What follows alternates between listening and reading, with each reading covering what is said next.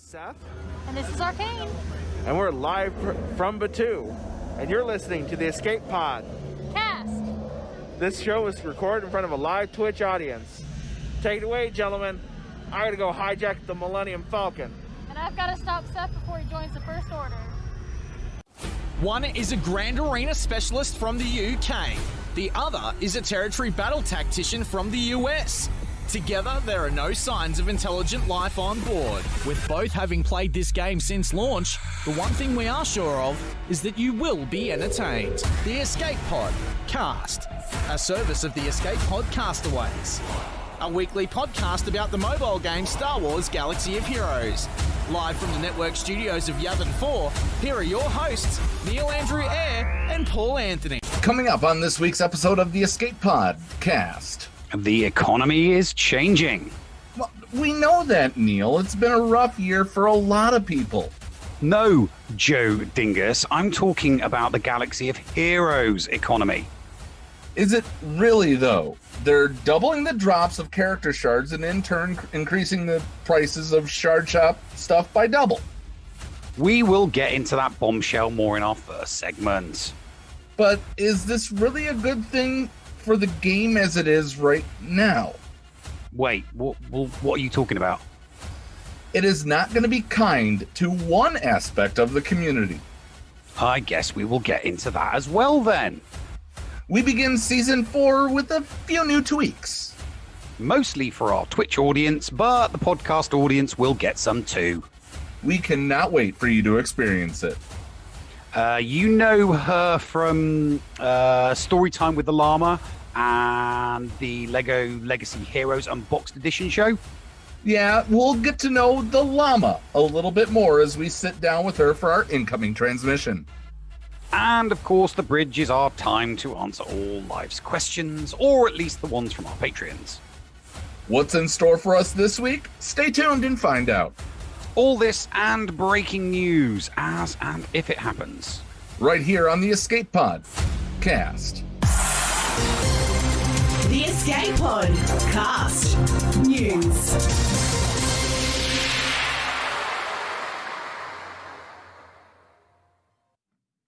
Hello there, ladies and gentlemen, and welcome to the Escape Pod Cast. I'm your host, Neil Andrew, and as always, I'm joined by my hetero life partner, Paul Anthony. Paul, how are you? Are you as excited as I am? I'm excited and more. You're excited. No, I'm not going to do the... You're excited. Say it. Just say it. You know you want to. You're excited. Feel these nipples. Feel these nipples. If you don't understand that popular culture reference, go and watch Basketball. Also, a thank you to Mixelplux for following us just before we went live. So, guys, breaking news as and if it happens, and it has. We have a road ahead, but we're not going to get into it just yet because we're going to talk about the economy changes, because when I skimmed the road ahead, they talked about the economy changes, so it would be wrong of us to not address those first before getting into the road ahead. Right, okay, because I wondered why we weren't going to do the road ahead first, because I don't know what's in it at all. You've skimmed it, I haven't. I mean, yeah, I was just about to say that. It was that breaking that we didn't have time to re-record the opening to the show. Exactly. But welcome to the first things first, Neil. Welcome to Season 4, my friend. Welcome to Season 4. We are just shy of 100 episodes of this show. We'll have to do something. We'll have to see who we can get on for 100.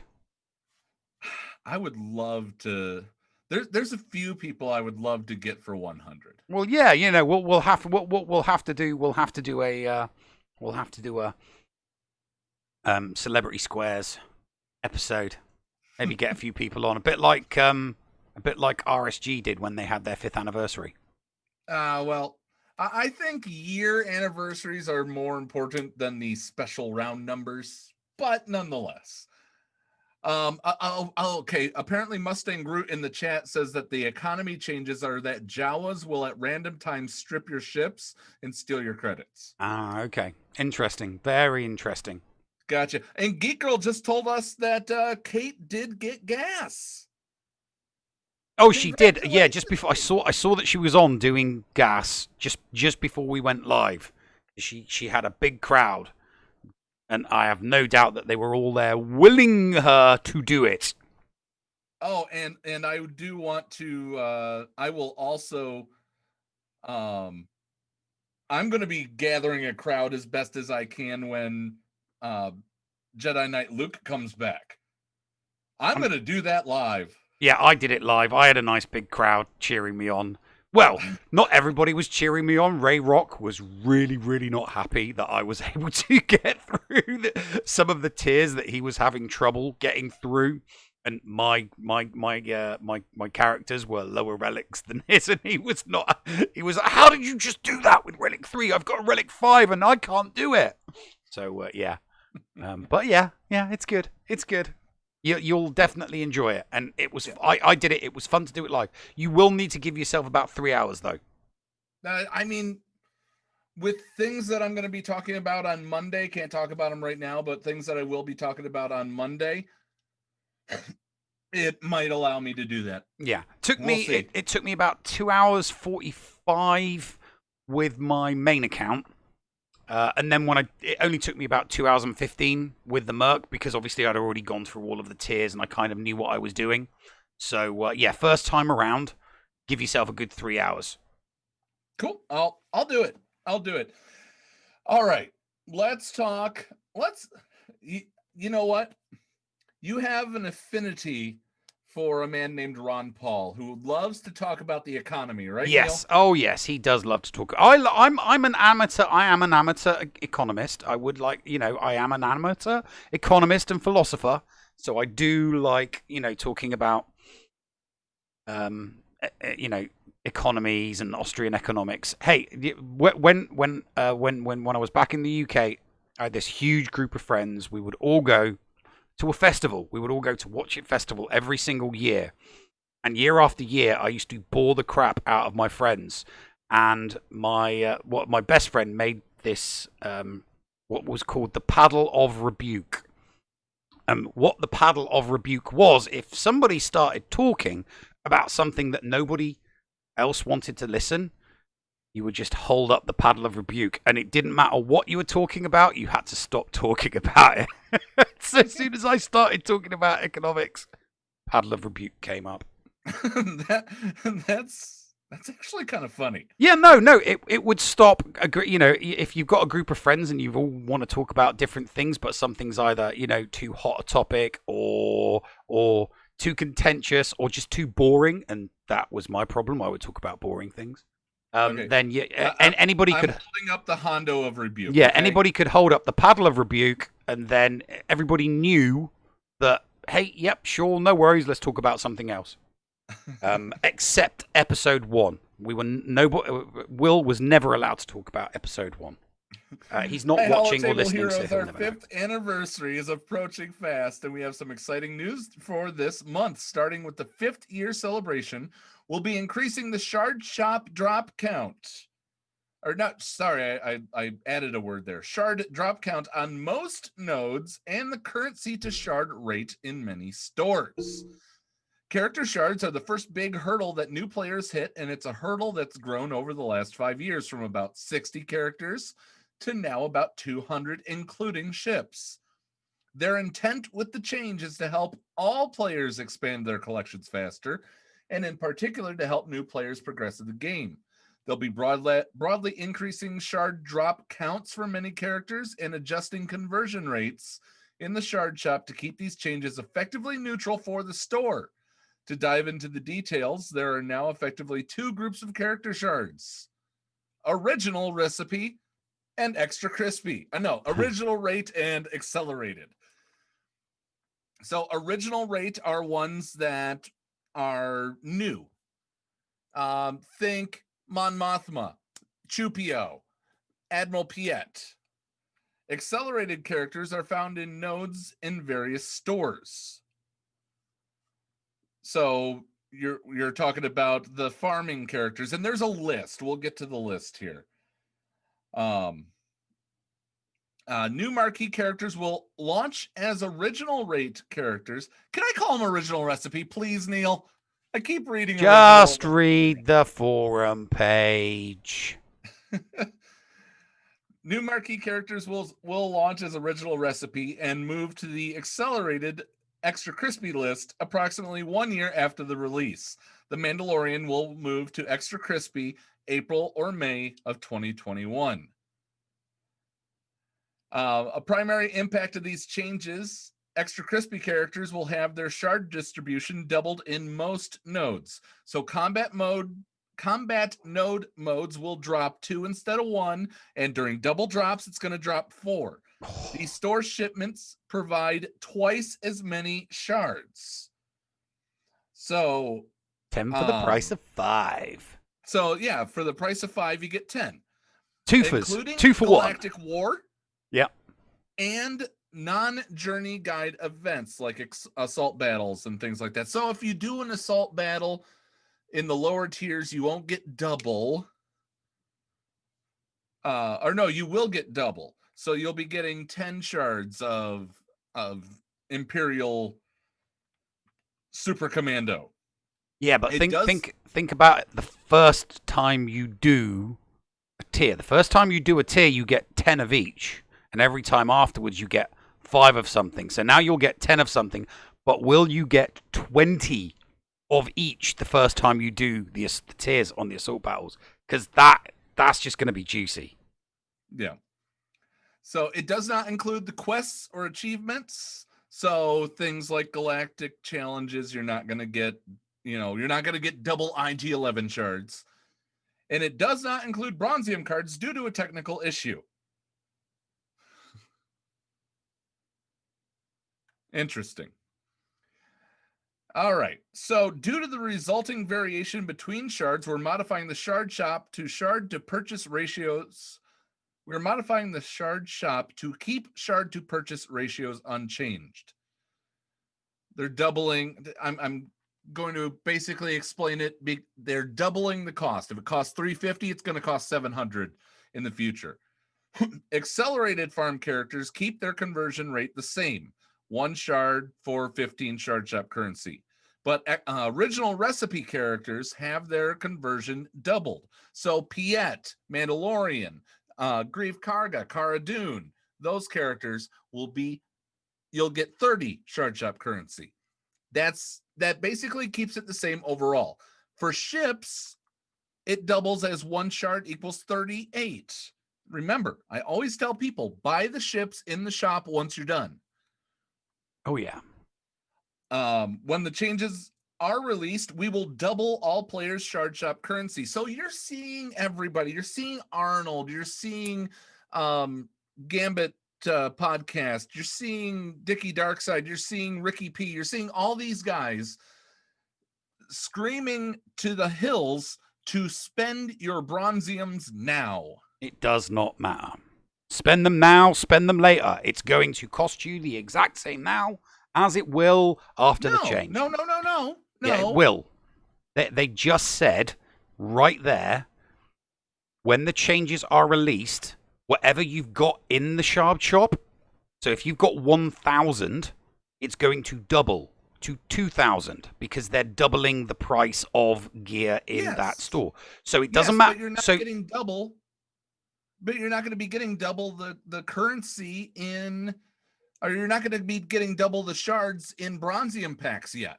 So spend it now. It will double then. If you get 1 shard of a extra crispy character, it's going to stay only 15. So there are moderate differences there. Yes. So spending it now is the right thing. If it's extra crispy, yes, most people aren't going to have an awful lot of the extra crispy. Most people are still going to be getting most of the originals. No, the original recipe, the original release cadence. So the year of new characters, if you get one of them in a shard, which aren't in bronziums, you get 30. This is all the extra crispy, the ones that have been up there for a while. These are the old characters. Yeah, then they're not. Right. Okay. Right. Let's call them accelerated farm characters. Yeah, They're so the older accelerated ones. farm. Okay. They are going. They're currently. You're only getting 15 for them right now. You will get an original rate characters will have their conversion doubled to 30. Okay. So the depending on which characters you get now and convert, then yeah, it will make it's going to make a nominal difference, but it's only going to make a difference if you are getting lots and lots of the ones where it's the ones that aren't going to double. Yeah, only the characters that are accelerated are in bronziums. And you're only getting one from bronziums. So it makes bronziums worth half as much right now. Mm-hmm. So spend it now and get double later. Anyway, in the future, a character or ship moving from original to accelerated will have its exchange rate adjusted accordingly.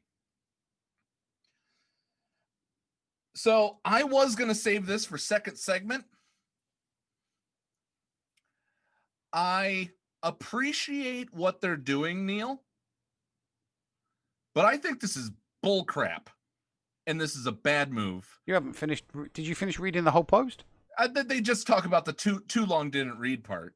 Yeah, the TLDR summary. Yeah, and I mean, if you really want to go through the list of the accelerated group, well, no. Get off your chest what you want to get off your chest. Well, I will mention in the accelerated group is Resistance Hero and Resistance Hero Finn and Poe. So you can get the Land's End brothers at a good deal right now. All right. So I don't know if they're telling me we could try to do it now. Do you want to bump me up just a little bit, because they're saying that I'm a little bit quieter. So if you want to bump me up just a touch. Here's what I don't like. What's the biggest problem? What do you see, Neil, as the biggest problem in the game right now? Gear. Okay. Gear crunch. That is half of it. So you're on the right track. What's the second biggest? I don't really see. 2 times 0 is still 0. The amount of people in Division 1. Well, yeah, I find that to be the biggest problem. We know that that's a problem that we've been asking to be addressed. We don't know if it will. We hope it will in the future. We don't know. We'll just have to wait and see. This has got nothing to do with the Division 1 split that the community is requesting. This is about in-game economy. Yeah, I don't see how this is going to affect that, other than people might farm. People might increase their fluffy bottoms. Well, I mean, I've already got the fluffiest of bottoms. All my characters, except for Queel, is 7-star. Except for the ones I don't have, Kiadi Mundi, and 3 of the 4 Galactic Legends. Mm-hmm. Everything else is 7-star. Yeah, I mean, I will definitely be making my bottom fluffier on my main account, because there are, characters in the list of accelerated characters that I would not have farmed, because I just wouldn't, because I can't be bothered with the grind. But I will now definitely be farming them, because I know I'm going to be able to get them twice as fast.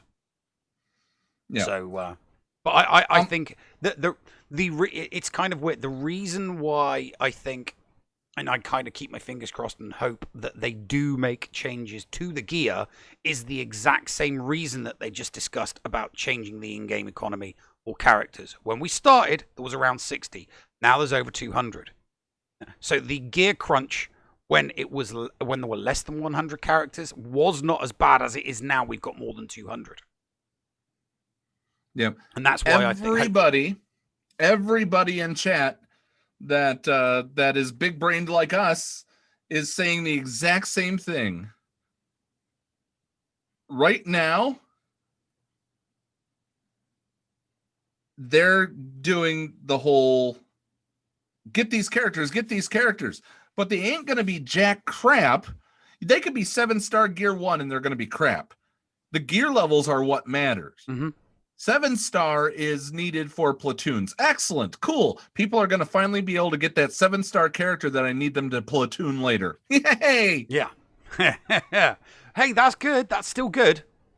But it's still good. It maybe allows the people who have invested the gear, but them not touching gear yet. And I haven't read the road ahead. I dabbled just to get an overview of it. You haven't even read the darn thing.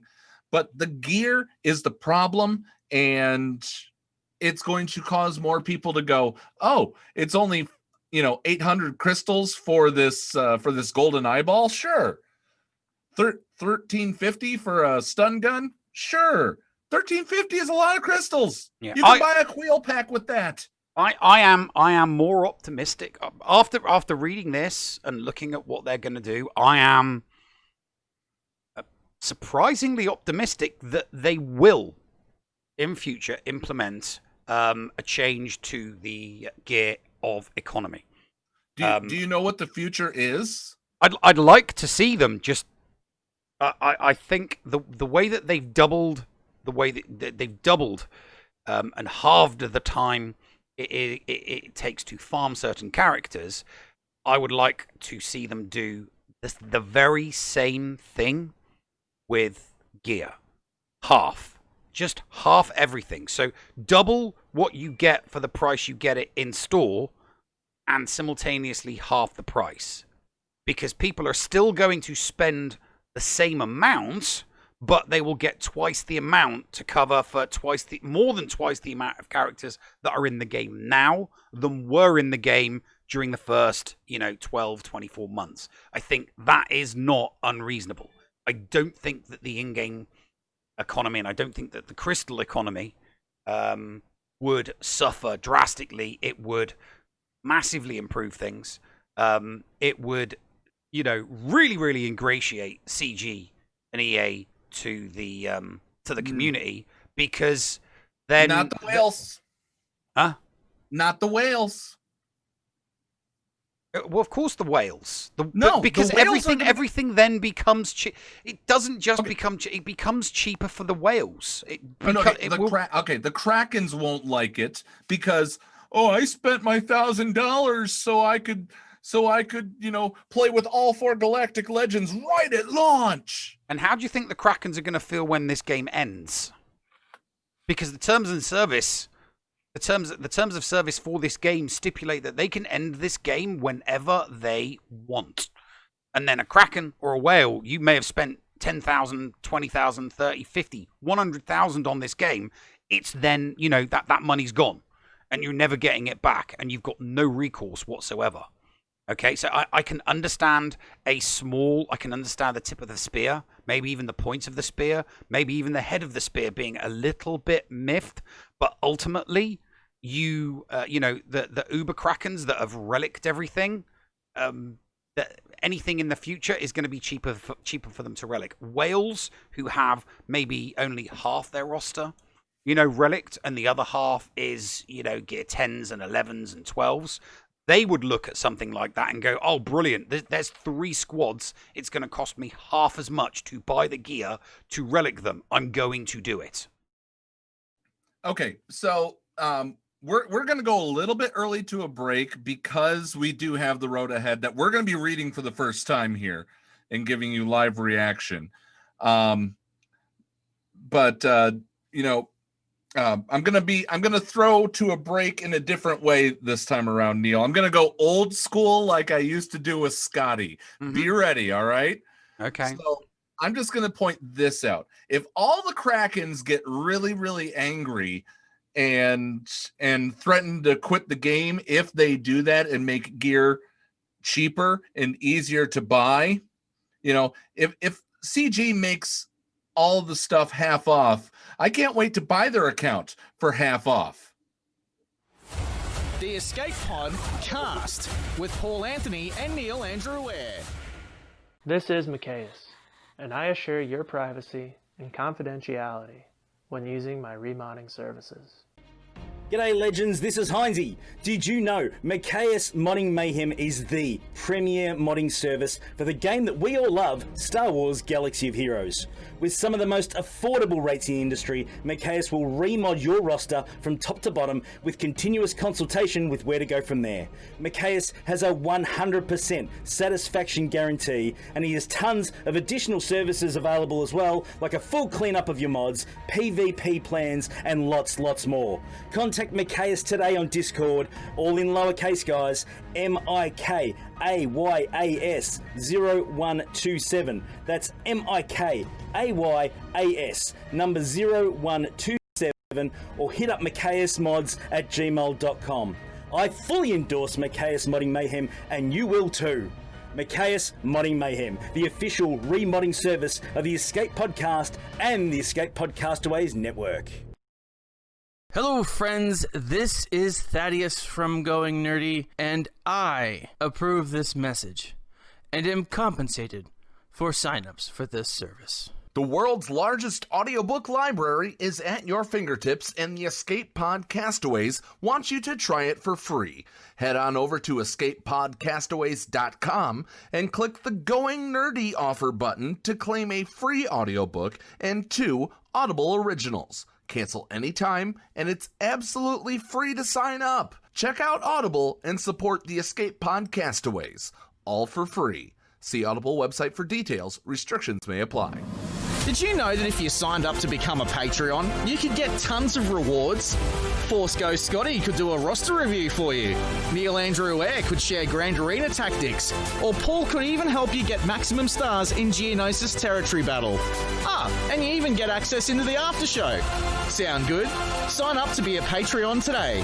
For as little as $2 a month, you could unlock a ton of potential content and also get closer to the hosts. Head to patreon.com/the Escape Pod to sign up. The following Guild Classified is brought to you by Doombringer. Do you think Wat Tambor is the only true galactic legend? Do you like to play seriously without the constant stresses of meeting lofty expectations? Does your current home not give you the return on your investment that you seek? Then look no further and join Doombringer of the Techno Union. Doombringer is a friendly and independent, perennially overachieving guild with 280 plus million GP, and it's looking for a few active and engaged members. We boast an impressive 130 and 12 TW record with no micromanagement or sandbagging, while maintaining a relaxed approach across all guild events. Doombringer features lots of experienced players who love to help others work through teams, mods, and strategies to find success in all game modes. If you love to play SWGOH, want to have success and fun, and have a good attitude and a focused roster, then we're a good match. We request 600 tickets per day and a roster with potential. Find our contact info on SWGOH.GG, and we'll chat about your potential future as part of the greatest guild in the galaxy. Would you like to hear your guild featured right here on the Escape Podcast Guild Classifieds? Reach out to us on our Discord server and post in the on-air classified room under the Yavin 4 Network Studios. I am Andy Beeds, commander of the 506 Procrastination Battalion. And I'm Camp Director Flair of Gaming Embers. We are the officers of the Chain Gang. We're a collection of Twitch streamers that like to stream our Grand Arena Championship battles. In Star Wars Galaxy Heroes, we feature accounts of all sizes. From the large accounts, like Fruit Ninja Mike, to the small accounts like, well, mine. We have Grand Arena action for all viewers. With names like The Llama, Ran B, Dr. Zeppers, Mr. Jigabachi, Geek Girl 1980, Rico, Kate Gaming, Flair, Andy Beeds, and the Escape Podcast's own, The Nev. We bring you continuous game action every day during the attack phase. Check us out and ride the raid chain from streamer to streamer with us. The Chain Gang is proud feature of the Escape Pod Castaways. See you on the chain, ya hosers. The Escape Pod Cast.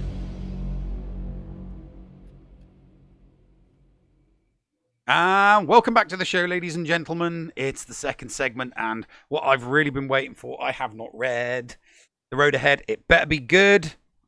I'm about to read it live. So the stuff I skimmed, Neil, I don't spoil it. No, don't spoil it. I'm not spoiling it. We'll see. I don't know. I don't know what your reaction is going to be. So, well, just get ready for a Never Age. We don't have those on this show. Doesn't matter. We do have them on this show. Every now and then, we have them on this show. My Never Ages will not be censored. It does not matter what platform I am on.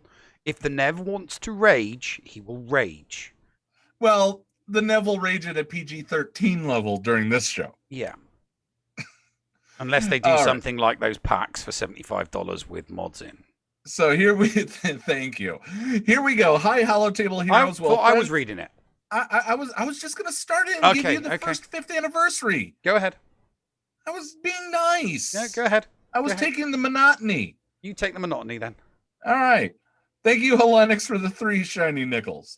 Well, friends, it's that time again. Road ahead. 2020 has been a challenging year for many, and we want to extend a huge thank you to all of you for your support. I'm liking that. Thank you for thanking us, Top Hat. We appreciate it. November has a few big items to go over, so let's dive in. Neil? Okay. 5th anniversary. 2020 has flown by, or crawled in some instances, and we find ourselves once again in November, which is a special month in Star Wars TM Galaxy of Heroes. As many of you know, it is our anniversary of launching this game. This year is particularly momentous as we celebrate our 5th year of being live. We are truly thankful to all the players that continue to play on the Hollow Tables with us, as none of this would be possible without you. As is tradition, on 11/25 we will be sending players some goodies for continuing to make this game great. Capital Games cannot thank you all enough, and we look forward to supporting Galaxy of Heroes for many years to come. Shard economy changes. If you haven't seen our post yet about... I'll do this one and you do the next one, because I want your reaction on the next one. Shard economy changes. If you haven't seen the post yet, you can read about it here. We're working on ways making it easier for you to earn shards and plan to deploy these changes in time for our 5th anniversary release. So, backing up, they said that we're going to release it during that on 11/25. If you haven't spent your bronziums by then, it's your fault. While shards are critical for players, we know many of you have questions about what's coming next. Rest assured, there's more to tackle in regards to the game's economy, but we need to see the results of these shard changes before committing to any future updates. Gear, ships, and event rewards are all closely being examined, and any upcoming changes will likely be discussed at a future State of the Galaxy or Road Ahead. For the moment, we're excited to see how these changes to shards will improve the game. Paraphrased. Go ahead. Okay. Challenge tier raids. It is with great pleasure that we introduce to you the Challenge tier Rancor. Yes, our rubbery friend will be climbing back from the pit to give you a new challenge. After the response we saw from the assault battles, we wanted to create something truly worthy of your rosters. We're still feeding the Rancor and don't know what he's going to look like at the end of his meal, but we know a few things. 1. The Challenge tier Rancor will update the existing boss mechanics. 2. The Rancor and guards will be getting a visual update. 3. The Challenge tier will be a separate event from the old Rancor. Yes. 4. The goal is to make the new Challenge tier unsoloable at launch. And last but not least, 5. The Challenge tier Rancor will reward Relic 8 materials.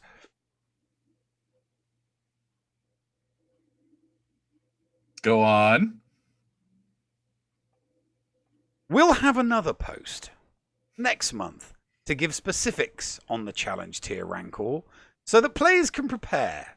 Also, we'll have more on relics in a post coming soon. Okay. What you thinking? I've only just finished getting my bloody JKL to Relic 7. I've only just finished getting him to Relic 7 today. What you thinking? Oh, no, I'm not that fast. You're not. No. In Okay. fact, the fact that in fact, just thinking about the whole we'll come to we'll discuss it once I finish reading the post. Let me finish reading the post. The Mandalorian season 2. The Mandalorian season 2 is upon us, and we are just as excited as all of you.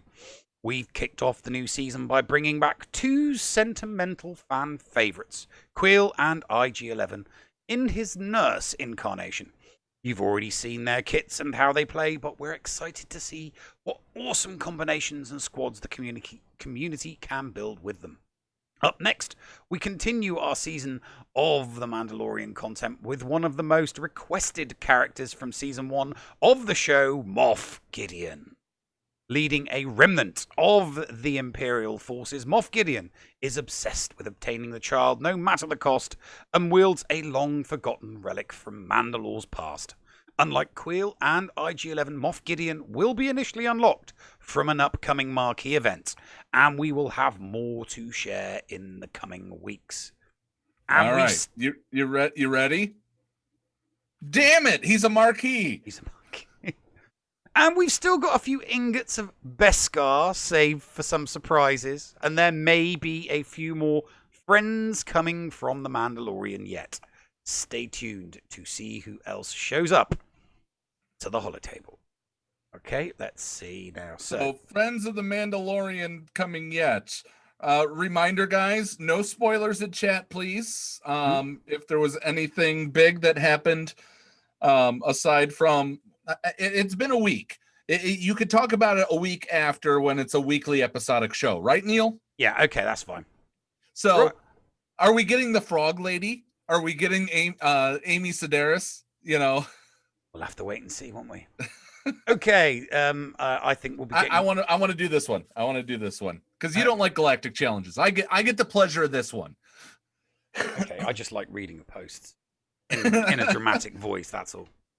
The future of Galactic Challenges. In August, we released a new node called Galactic Challenge, a new mode called Galactic Challenges, and we've been closely reviewing data and community sentiment around the initial release. We've been tinkering with different aspects of the mode and have identified some parts of the system that we'd like to update. So starting this December, we're going to be doing a expansion of Galactic Challenge functionality. We'll be adding autocomplete functionality, new kinds of feats, support for new combat mechanics, and we'll be adding a new end of event reward mechanic. Okay.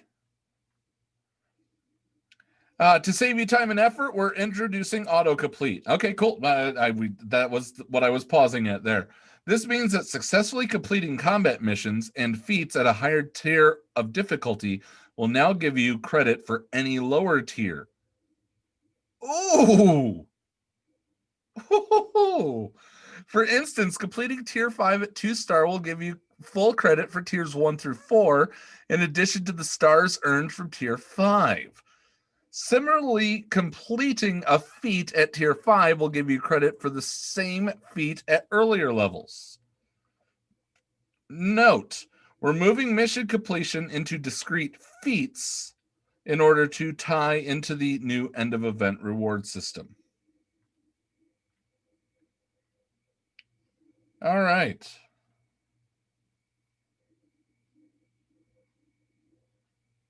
Huh.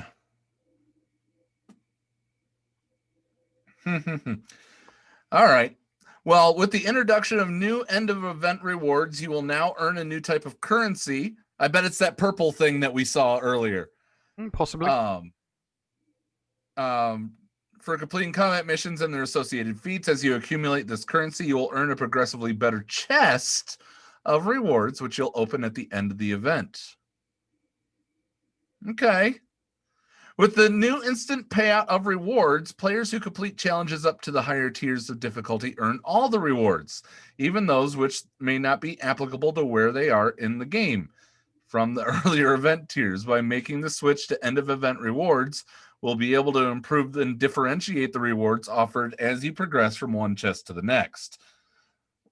I mean, there was a long time where I earned things that I couldn't spend. I don't see why that's a problem. Lastly, they'll be ironing a major expansion of the Galactic Challenges system sometime in February or March. We've got some significant changes we'd like to make, but we're not far enough along to discuss them yet. We'll be talking about them in our next road ahead, which is 3 months. So looking at November, December, January, February. We'll get one in February.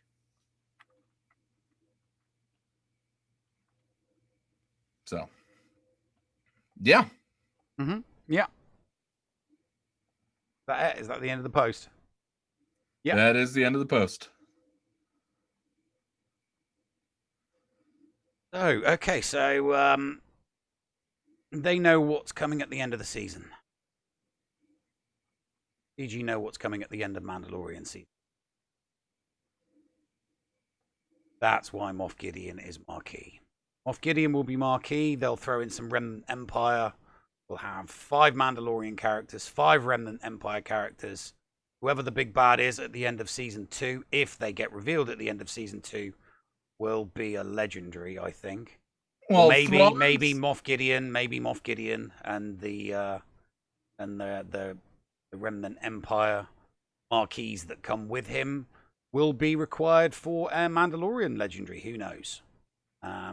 We know that we're going to get something from the 5 Mandalorian characters, though. Whether it's Beskar Mandalorian, I do not know. But I just hope they give us. I hope they give us some more Empire characters. People are saying that it's going to be a brand new, updated Din Djarin. I don't think so. We'll get a legendary. It'll either be classed as a legendary or a hero's journey of some kind for a Beskar, Mando. Definitely, we'll get a Beskar Mando. We have to get a Beskar Mando with the jetpack, so that they can give us some new abilities for a Mandalorian. Just like Boba can jump in the air and do an AoE. Hopefully there'll be something along those lines for a new Mandalorian. I don't think I disagree. I really do. I don't think that we're going to get another Mando, because we have that Mando. We have enough duplicate characters. We have Clone Wars Chewie with 3PO, 3PO with Chewie. You got peanut butter in my jelly, Chewpio. You know, we have enough of them to. We have 5 different Hans, for the love of Pete. I don't want to see multiple instances of characters, because I think it cheapens the old characters. Not if they make them good. Not if they make them good. If they make them good, then I'm all for it. They bring back Thrawn in The Mandalorian. They'll do another Thrawn. That would... See, no fair using Thrawn, because you know my weak spot. Exactly. So you don't want it with The Mandalorian, but you wouldn't mind it with Thrawn is not a valid argument. I would mind it with Thrawn, because Thrawn, the Thrawn that we have is amazing. Yeah, but they would make, if they made another one, they would make him, superior. It depends. I mean, I've been saying since Talking Mando Season 1 that I think that Thrawn is going to be the person in the background. And I stand by that prediction. For them, for Disney to not bring Thrawn into live action Star Wars would be stupid. It'd be stupid. They make money off the graphic novels and the books. Okay, the new ones. So, to not put him in a TV show and then not merchandise the crap out of him. Yeah. So, the Wolf is saying that the line, and we've still got a few ingots of Beskar saved for some surprises. Yeah, we need some surprises.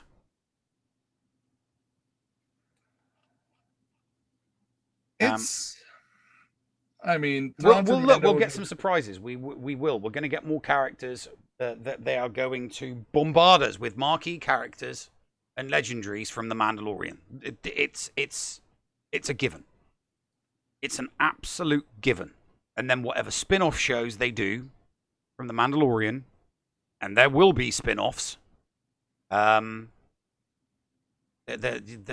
Disney ain't just going to settle for the Mandalorian. They will do more. You know, there will be more. There will be more characters that get spun off. Hopefully, there'll be an Ahsoka one. Hopefully, they'll bring Thrawn back. Maybe we, fingers crossed. Hey, maybe we get a Boba Fett one. It'd be nice. There is a market for anti-heroes. There is always a market for anti-heroes. Dr. Aphra, anti-hero. Boba Fett, anti-hero. Technically, they're bad guys, but people want to watch them. You know, Breaking Bad was an anti. Eisenheim in Breaking Bad was an anti-hero. Dexter from Dexter was an anti-hero.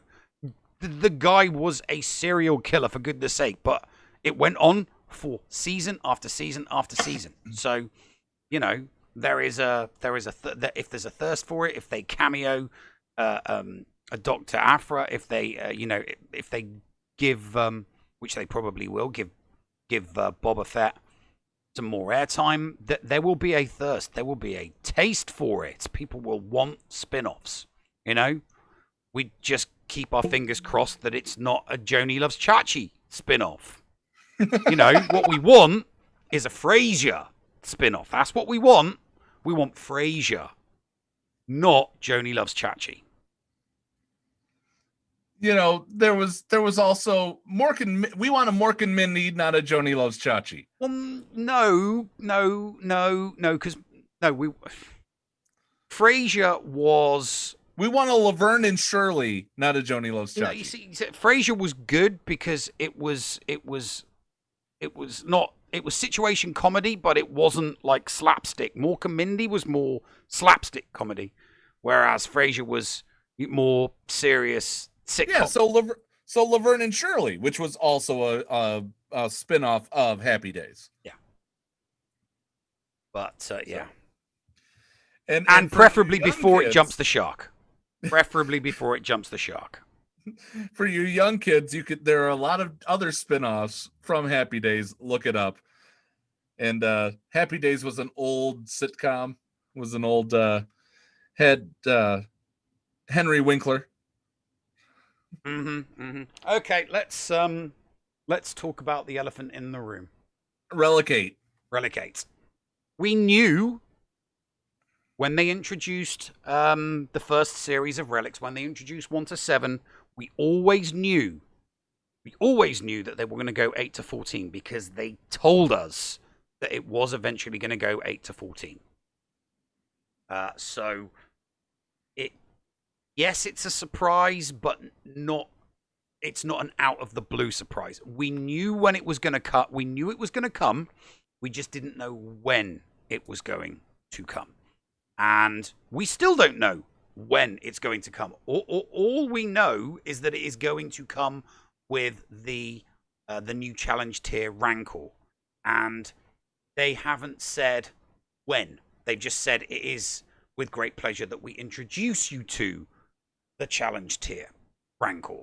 There's no date on it yet. So it maybe it doesn't come until the new year. Maybe it doesn't come until January. They didn't say the date? I thought they were talking about that this would be in the thing. Let me just double check. No, I'm looking at the paragraph and there's no date on it. No month. No date on the post, there's no date. Just that they've probably got it ready to roll out. Okay, we'll have another post next month to give specifics on challenge tier Rancor. Exactly, yeah. So we'll have more on, and then obviously we'll have more on relics in a post coming soon. So I think let's get November out of the way, get the anniversary out of the way, introduce the Rancor, the new Rancor raid in either December or January, and then obviously the same month that the Rancor raid appears, then it'll be. But this isn't a ship raid. Huh?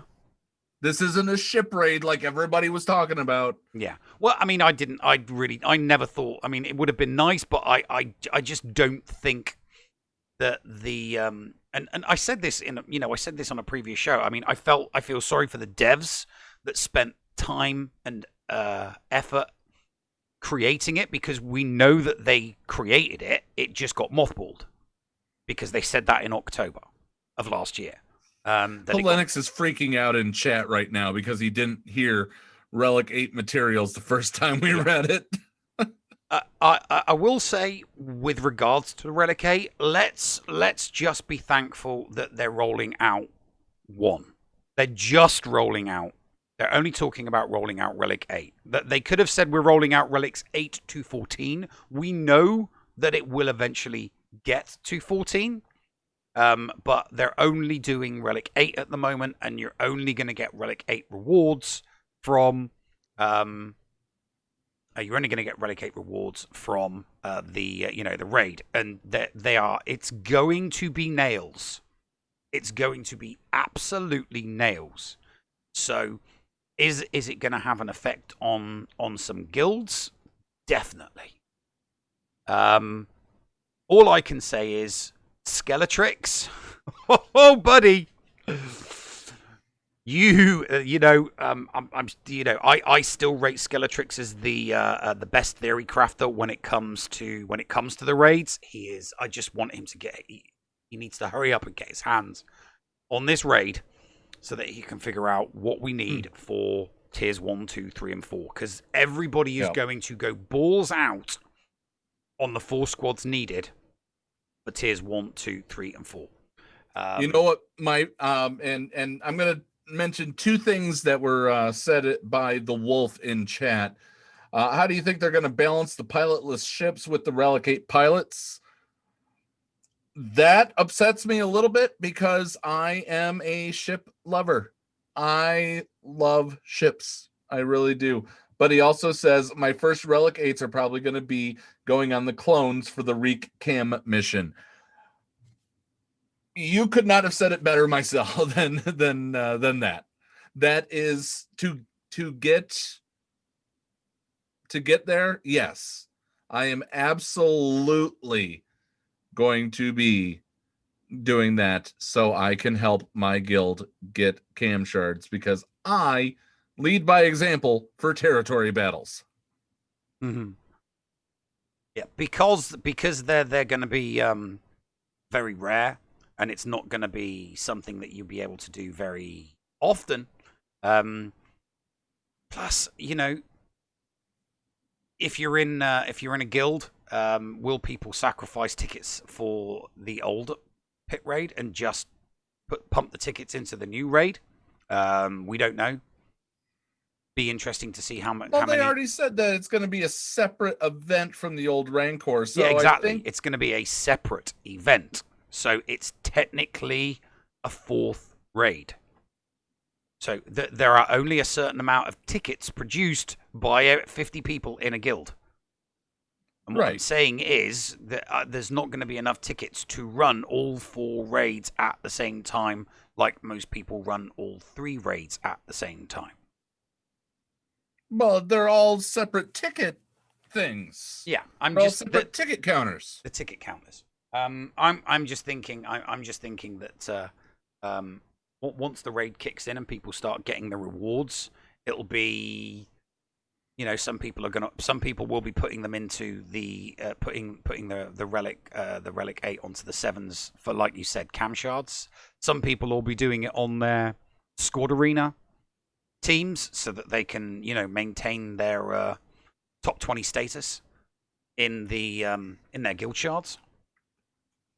I don't know what you're reacting to because my tablet just shut itself down again.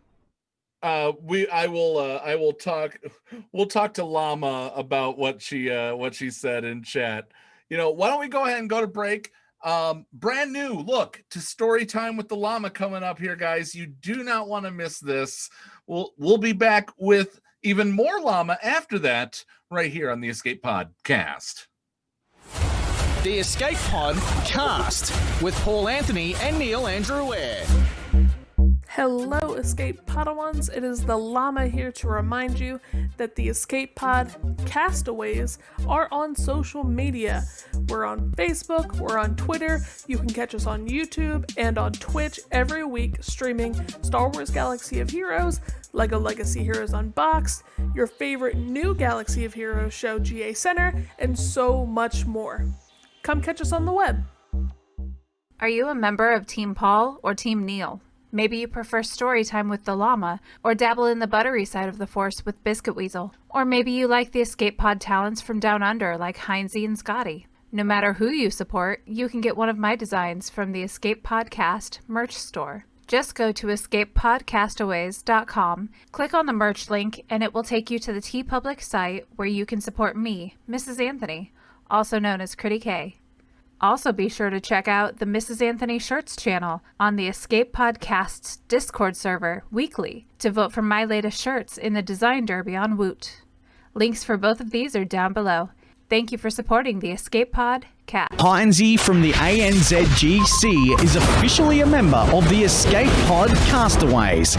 Make sure you go and search for Heinzie on YouTube today because he live streams a lot of his GAC content, and not only does he do that, he also does some pretty fun videos from time to time, including a behind the screen and also streaming Jedi Fallen Order. And from time to time, this idiot might drop by. Head on over and check out Heinzie today on YouTube, a part of the Escape Pod Castaways Network. The Escape Pod Cast for Kids. It's really cool.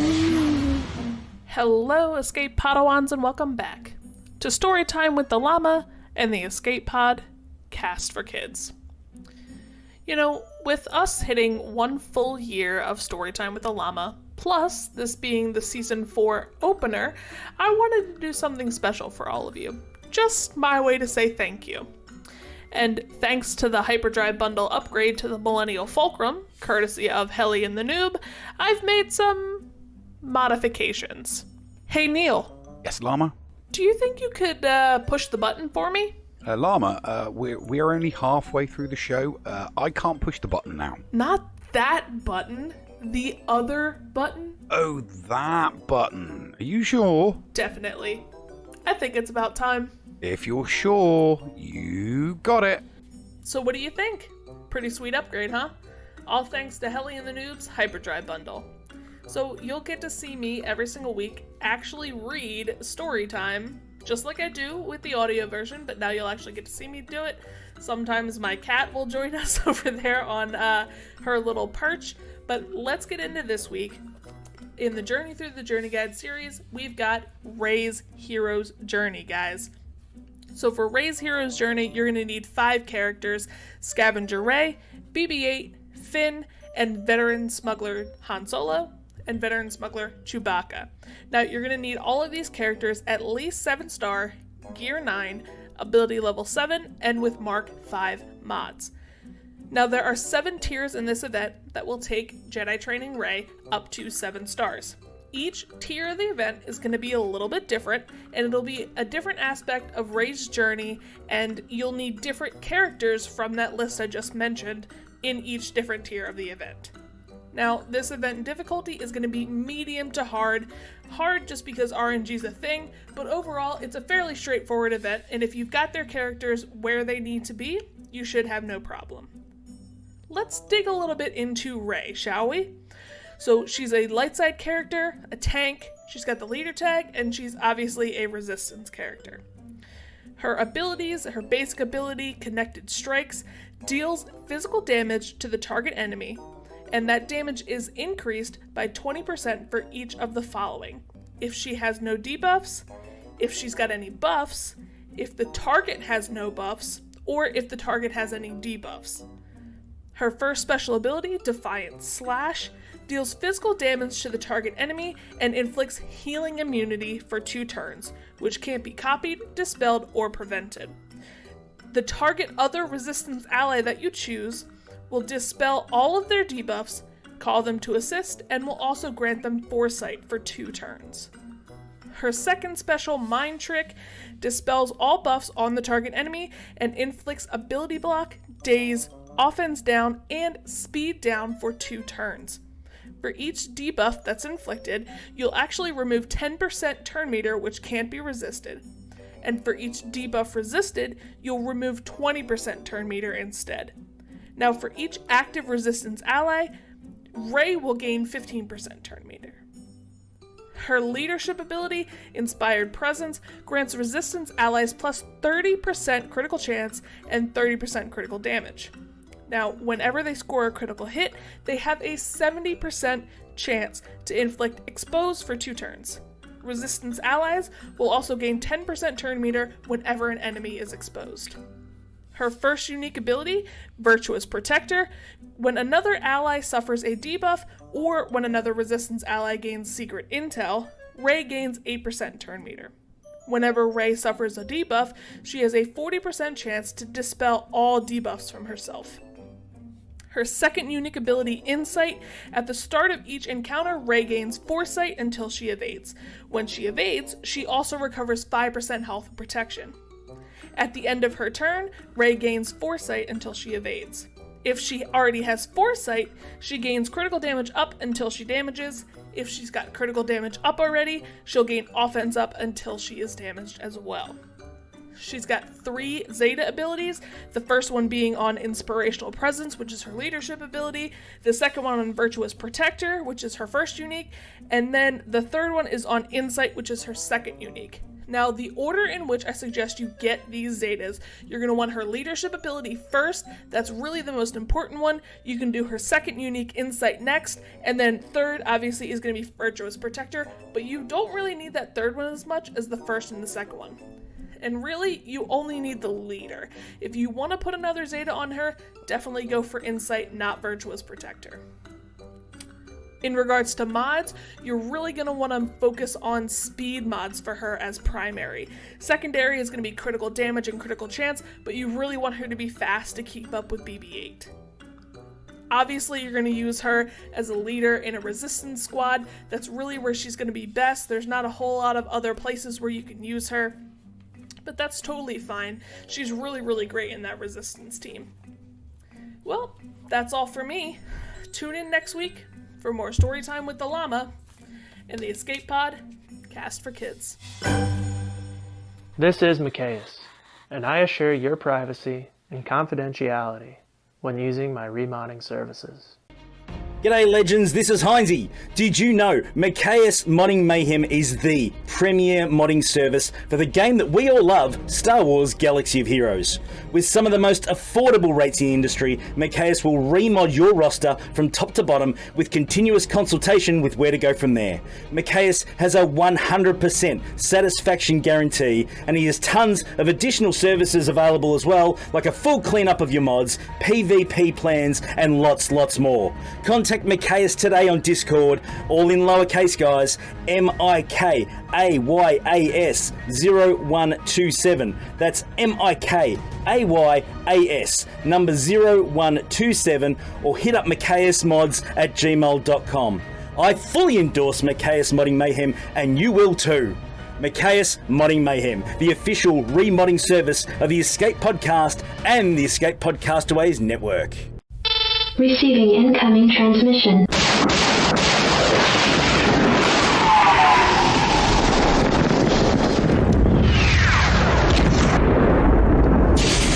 Receiving incoming transmission.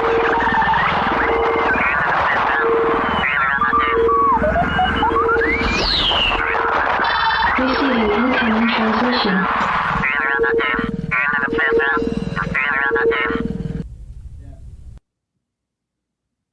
And welcome back to the show, ladies and gentlemen. It's incoming transmission time, and our guest is, well, I'll just hand it over to the Master of Ceremonies.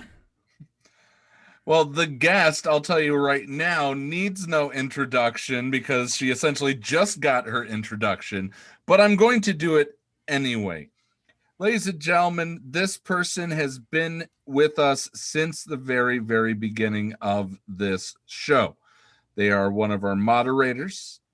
They are my not-so-hetero life partner on the LEGO Legacy Heroes Unboxed edition of the Escape Podcast. They are also one of my best damn friends in this entire world, and I want you guys to get to know her instead of just being the llama. I want you to know the llama. This is like VH1's Behind the Fluff. Guys, I cannot wait to go through the questions and talk about the past week of news. But ladies and gentlemen, straight out of Penn State is Sam the Llama. How are you, Llama? I am excellent, Paul. Neil, how are you guys? Very well, thank you very much. So let's jump into questions here, and we'll save some pleasantries here in a moment. Okay.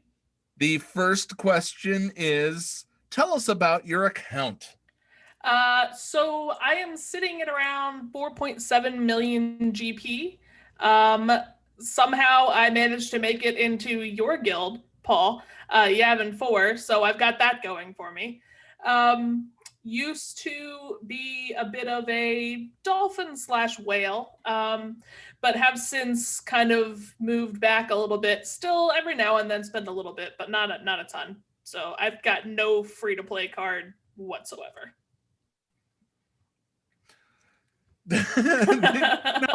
No shaming Llama, Neil. Come on. All right. So let's talk about the elephant in the room a little bit as well. You know, you used to be a dolphin or a whale in this game. What are you doing with that now? Are you investing in your in training for your cat? What's going on? No, it's my gaming budget has moved into another game. So Paul and I, we host the LEGO Legacy Heroes Unboxed edition of the Escape Podcast, and that's kind of where my focus is. It's a super fun game. It's another kind of 5-man fighter, similar setup to SWGOH, and I mean, I'm a huge AFL. So the fact that it's got Lego in there is like, it's my jam. Yes, Neil is surrounded by AFLs in this situation. Huge. It's totally huge.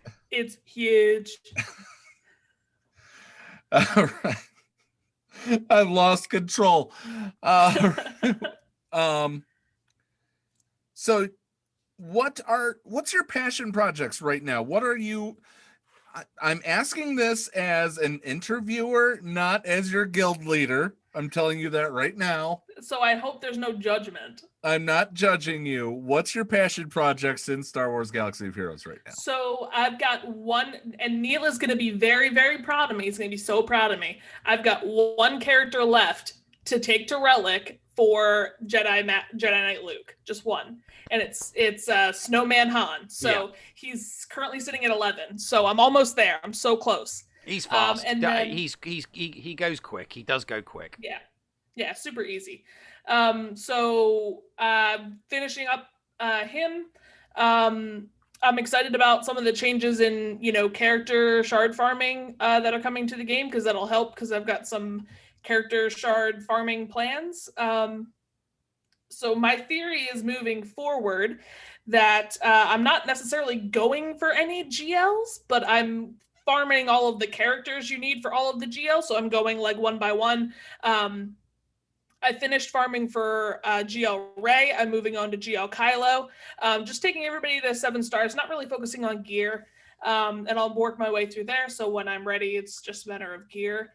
And as far as gearing goes, I'm doing some GAC prep. So my account could use some GAC work. So I'm doing some prep. So like my Triumvirate and, my First Order, some things like that. What div are you in, GAC wise? 1. Div 1. Yeah. In the massive expanse that is Div 1. What's your GP? 4.7. 0.7. Oh, so you're freshman level then. Yeah, I've been in your Div account 1 GP is identical to mine. My GP on my main account is 4. Yeah, So I've you been two in could Div face 1 for each like other. 2 rounds. We could potentially. Yeah, I mean, it's not entirely could. impossible. No, definitely not. We could face Although each other. everybody I seem to face in GAC is like a solid milli larger than I am. So That'll be because of the top end. That'll be the top end of your roster. That'll be the algorithm picking you up and matching you against people with much fluffier bottoms than you. Yeah. I want to really quickly point out, even though the bot says that they were 774, technically Rehan just got the show to 775 followers. It's going to update in a moment. Thank you so much, Rehan. We appreciate that. If you're listening to this on the podcast version, we are on a push to 1,000. Remember our push to 1,000 that happened for YouTube? We're on a push to 1,000 here on Twitch. We'd love to hit that as well. It would be a monumentous kind of situation. So, yeah, I'll sing the I'll sing the American national anthem, and I don't sing national anthem. Oh boy. So, Llama, what is driving you though to continue to play Galaxy of Heroes? So when I started playing this game, it was me and maybe 4 of my friends. We're all Star Wars fans. We all decided to play together. All of us made our like in-game names something funny / ironic / slightly inappropriate. And we kind of all hung together for maybe 4 months. And I said, you know what? I really like this game. All the other ones are gone. I was like, you know what? I really like this game. I want to continue. And then I have stuck around since then because of the amazing community. You know, Paul and I were in the Outer Rim together. That was a fantastic community until we had jobs in the Outer Rim. We had full-time jobs that we did not get paid for. They were Outer Rim jobs. Yeah, they were. It was crazy until, you know, obviously the Outer Rim imploded. And then, you know, towards the end of that, I started getting involved with you guys in the Escape podcast. And it's just, the community is amazing. And I mean, you know, this game being about something that I love, like Star Wars, doesn't hurt either. But no, it doesn't. The IP helps. Yeah. Are you a have you read the books, or are you just a cinematic fan? So I'm not a huge reader, but I have dabbled in a couple. So I've read the first 2 books of the Thrawn trilogy. So when I say read, I am an audiobook person because I struggle to like have the attention span to actually read anything. So I've listened to the first 2 audiobooks in the Thrawn series. I've listened to Master and Apprentice, which was fantastic. That one was probably my favorite. And I got about halfway through. It's one about like Leia before she like set before episode 4. I don't remember what it's called. But yeah, so I've dabbled a little bit, not a lot, just a little. When it comes to audiobooks, I do know where you can get a free one. You could actually get 2 free ones, and Thaddeus is compensated for signups for that service. And you could just go to escapepodcastaways.com, click the Going Nerdy offer, and get yourself 2 free audiobooks, including, an Audible original and any other one of your choice. Guys, we should do an ad about that to run on the show. We should have Thaddeus give Yes. that disclaimer beforehand. I agree. That would be great. You should get on that. So anyway, see, the thing is, when you get the 3 of us in a room, we're gonna make a bunch of just terrible jokes. That's I thought that was a pretty funny joke. I got Neil to laugh. Well, I consider that a mark of accomplishment. Terrible as in just jokes that are bad but good. Yeah. Oh, you make me So I want to. So what aspirations do you have for your account in GAC? I mean, ideally, so for a really long time. To just kind of put a little bit more in. You're going for JKL at the moment. Yeah. So you're going for someone that is really, really good, in GAC. What other aspirations do you have? I mean, are you wanting to be someone that gets Kyber every single month? Are you not that fussed? Are you just going through, a few months of not really fussed while you get all of your ducks in a row? Yeah, so that's kind of where I'm at right now. So I would like to be able to be super competitive, especially since I transitioned into starting to like stream and do that kind of stuff. I'd like to be more competitive. So because for a really long time I didn't really care so much, like, I mean, it's gonna hurt your heart, Neil, but like there were plenty of times where I ignored GAC like completely. Be naughty. And I was lucky if I remembered to join. Oh. Yeah, like that bad. But I played this game for the community. I played this game for the friends that I made, so I wasn't really focused on being super competitive. Now, that being said, I'm now starting to enjoy this kind of competitive like aspect of the game a lot more than I thought that I was, which makes me like really regret not like getting into it before.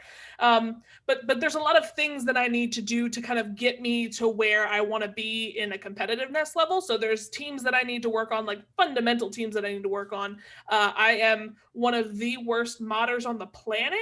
So I have a lot of modding homework to do. So, just kind of working on those things. So I'm being as competitive as I can right now. I'm not doing too bad. But so in the meantime, I'm trying to do what I can with what I have, with hopes to do better in the future.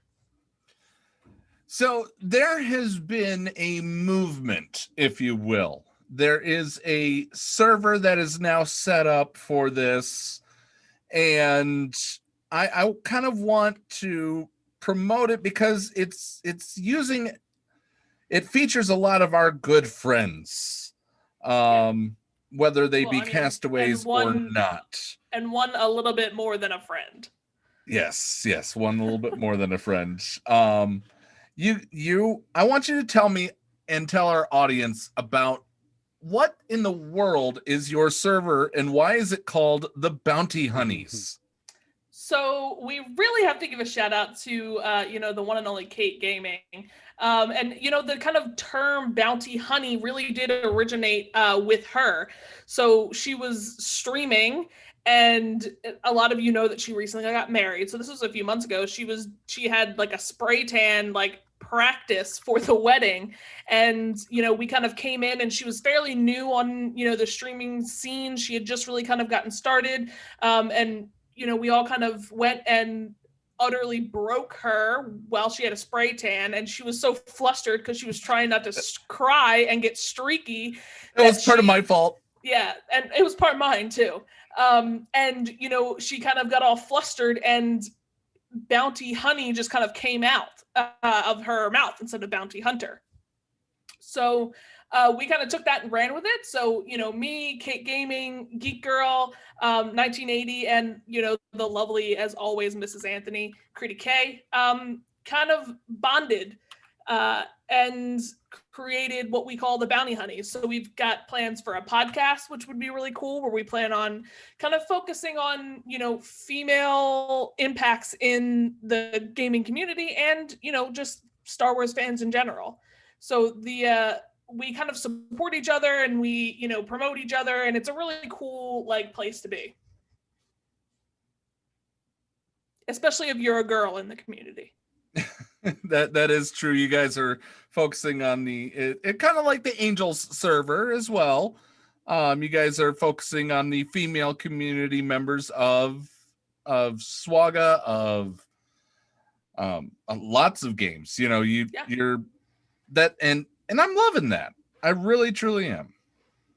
Yeah, it's awesome, and I think it's really cool that we kind of came together in this, like, you know, an accidental misspeaking kind of launched all of it. But it's been really, really awesome getting to know, you know, the four of them and kind of coming together and creating this bond that I don't think any of us really expected to know. And the server's definitely not just for women either, as Helly points out. I mean, we let him in there, so. So, I mean, I am a moderator on the. That's true. You are, yeah. You're in there too, but you're one of the girls. I'm only married to the server. That's all. Yeah. So we just had a road ahead and a post. Well, you know about the post, the previous one from earlier on this week, but obviously you did not know about the road ahead until we started talking about it in the show. So of the three, I suppose the three main things in there, what are you more excited for? The new Rancor pit raid, the changes to Galactic Challenges, or the fact that Moff Gideon is going to be coming to the game, and what will be your first Relic 8? So I am super, super excited about the new Rancor raid difficulty, the challenge tier. I think that's going to be awesome. And I think that it's kind of one of those, things where it's big events like this to the game, as someone who enjoys the game primarily for the community, are things that I really look forward to, right? It's a chance for everybody in our guild to kind of come together, and the teamwork and the collaboration is always so much fun. So I'm really looking forward to tackling that, especially with Yavin, because I wasn't part of Yavin when the last big raid came out, which is the Sith raid. So I'm excited to see, everybody come together. It'll be fun. Just get your 600. I always get my 600. I'm just excited at the prospect of actually being able to participate in a raid, because I'm in ANZGC, so the raids always start at 5 o'clock in the morning, and I ain't getting up at 5 o'clock in the morning to participate in a raid that's only going to last 15 minutes. Right. There ain't no way that this raid is going to be finished in 15 minutes. It is going to go on for hours. So I'll be able to get up in the morning. I'll be able to log in and see how far my guild has come. And if we're still in tier 4, I'll be worried. Yeah. But knowing how well my guild is, I'll be able. I'm hoping I'll be able to plan ahead. So whatever the theory crafters come up with for maybe a tier 4 or a tier 3 team, that's where I'll be putting my focus. But I'm with you there. I'm really, really, really looking forward to an uber tough Rancor challenge tier pit raid. I think that's going to be it's definitely going to change certain types of guilds' priorities. I think I can definitely see guilds that may probably do quite well on dark side GOTB, most people that get over that 25 star hump, somewhere in the middle, 25 to 30, but can't even hit double digits on the light side, thinking, what, I'm gonna make my, I'm gonna put emphasis on being able to do well in the pit raid so that I can get the tier 8 relic stuff, so that I can make my Relic 7 stuff 8, and then maybe I won't suck so much at light side GOTB, because all of my accounts suck. I mean, I tried a team during the first wave with my Relic 7 JKL, and he still got stomped on. Yeah. He and got I think stomped on. I'm thinking to myself, I'm coasting phase 1. I'm going to 2. If I die at 3, I'll die happy. Did not even make it past 1. So yeah. Yeah. I think this challenge tier of this raid is really what the game needs right now, because we got literally smacked in the face with light side GOTB, and it's not that it's challenging, but it's just not possible And I think that makes the difference for a lot of guilds and for a lot of people as far as motivation goes. Like, we know that it's not even possible to conquer it. And with the raid, I think it's going to offer a different type of actual challenge as opposed to, like, you know, I mean, I have this attitude sometimes too, where I don't even want to go in and do Lightside GOTV because I'm like, I'm going to, you know, get my butt kicked before I even really have the opportunity. And it's just all I ask is that you try. And deploy. Platoon and deploy. Platoon and deploy. That's it. You know, platoon and deploy. Nothing else. That's it. That's not fun. It's not exciting. And it's no challenge. It's not anymore, and I'm going to tell you why. Let's see here. In order for us to gain a star, I'm literally pulling up my my spreadsheets. You know how much I love my spreadsheets. Oh, the spreadsheets. I'm pulling it up now, and we need 12 completions in these ships to gain a star tomorrow. So we're gonna do it. I think we're gonna do it. I might have defeated one ship in that frickin' CM, and it just makes me so mad. It makes me so mad because it's just, I feel very defeated when I play it, Paul. But you know what? I do it because you asked me to, and I just don't like the way it makes me feel afterwards. Well, you know that I also ask you to change the raid times, but that never happens. It sometimes happens. It sometimes happens. You know, I told you I didn't want to be an officer when I joined this guild. I told you. And I gave you the simplest job. You have one job. How do people find you, Llama? You can find me in a lot of places. So you can find me on, you know, the Escape Podcast server, obviously on the Bounty Honeys server. You can find me on Twitch. We're on Twitch. I am on Twitch. I know, where? Oh, twitch.tv/the_llama_TEPC. There we go. There we go. Any final questions, Neil? No, we are coming to the top of the hour. It's time for a little bit of Helly and the Noob, I think. Yep, and I agree. It will be fun.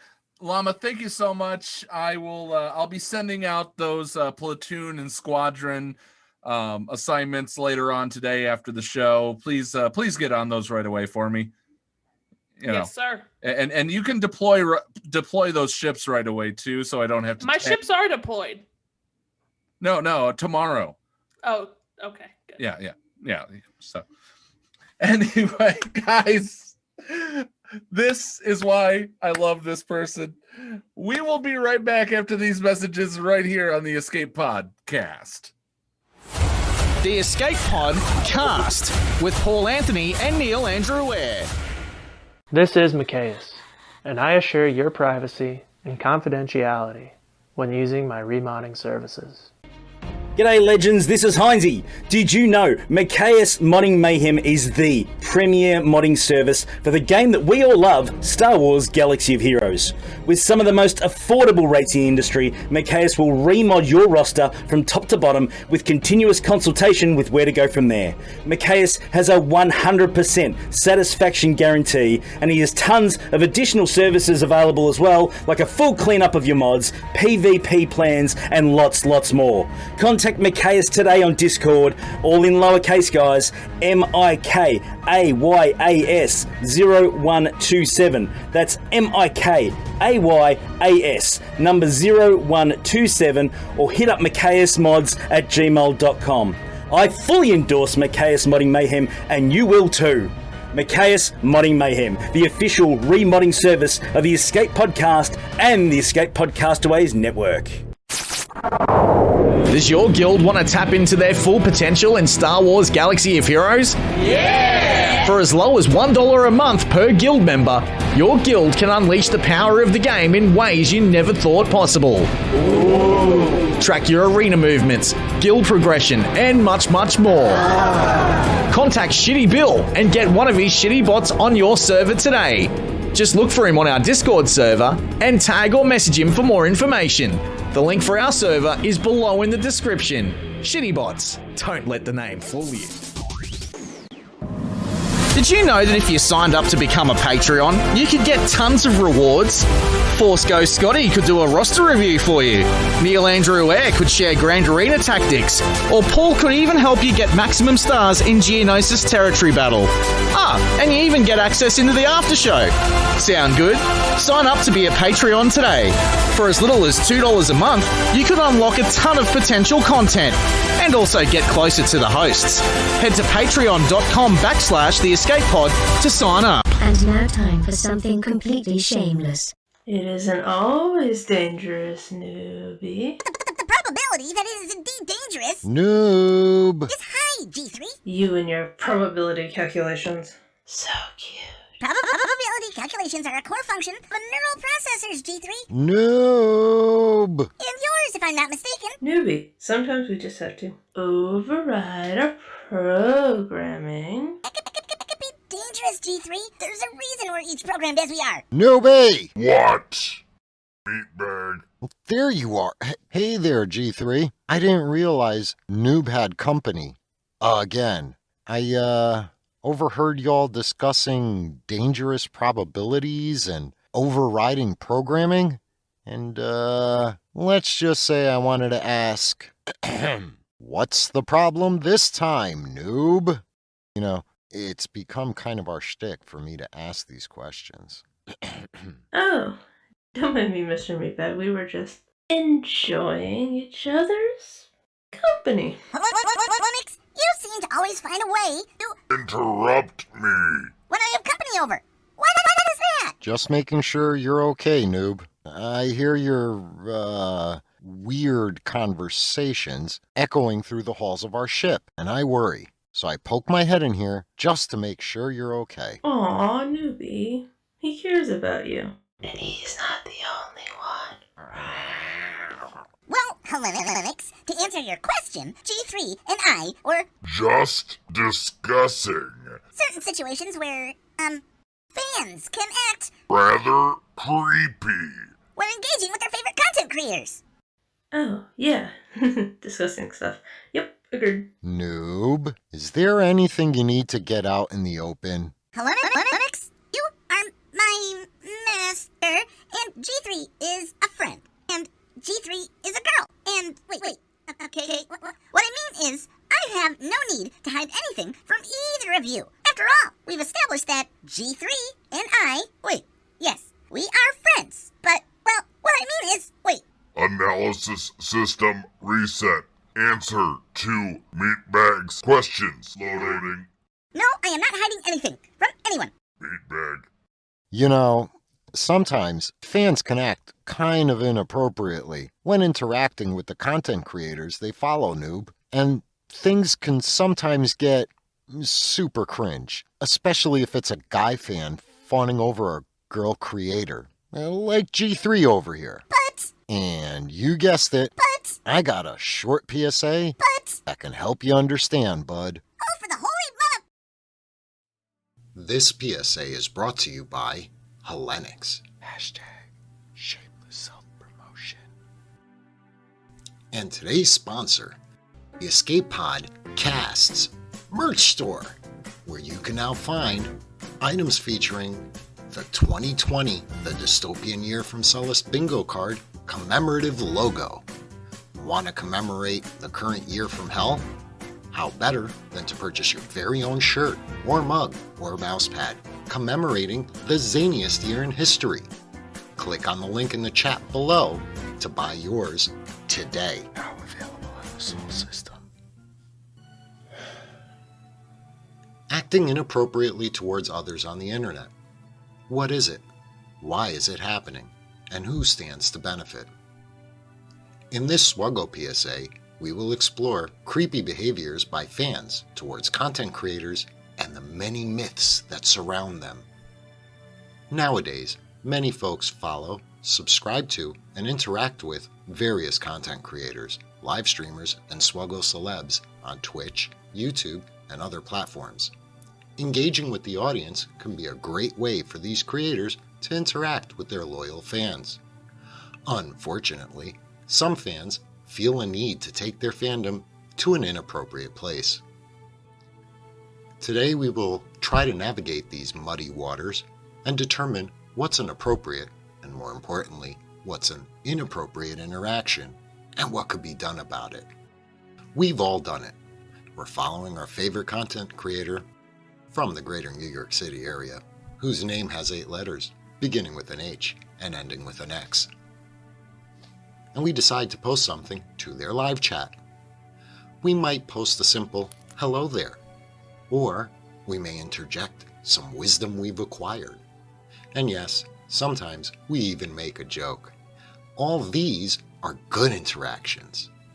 But some folks, and yes, I'm looking at you, Randy, become a little too creepy with their interactions.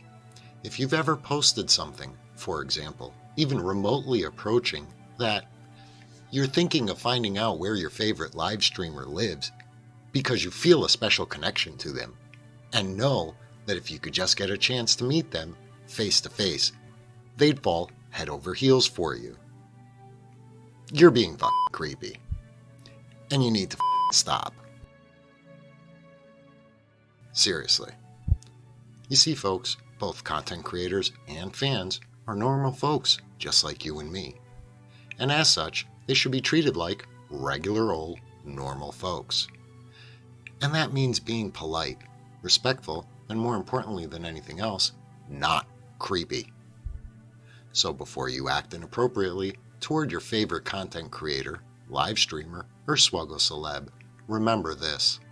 The last thing you want is a salty Spartan shoving his size 11 roach stomper squab your until the laces come out your nose. Seriously, stop DMing me pics. I don't want to see your The hell's wrong with you? This has been Hellenix. #shameless self-promotion. For the Hellenix SWGOH YouTube channel and the Escape Pod Cast merch store, where you can now buy your very own 2020 The Dystopian Year from Celis Bingo commemorative item today. Now available in the Sol system. So, I'm filling out the police report for that creep that keeps DMing us those dick pics, but I don't know how to describe the, quote, nature of the harassment, end quote. Should I just write, he keeps sending us dicks? Oh yeah, no, that's much better. Hang on. Clearly suffering from... Wait, how exactly do you spell microphalatosis? So, do you see now, newbie? Wasn't that PSA helpful? Once again, Hellenix. That PSA did not explain anything. Newbie's right, Mr. Meatbag. Newbie is so smart. G3 is correct, Hellenix.